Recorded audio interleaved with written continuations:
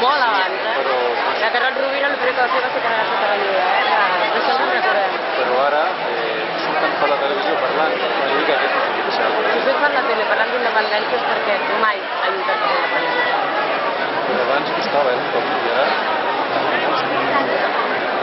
se sent. Perquè justament perquè era imparable servia més comprar uns quants que apareixin d'independència i s'emportessin el gat a l'aigua i no l'avorrissin mai que no que estessin els que la volien, que és el que s'ha de dir.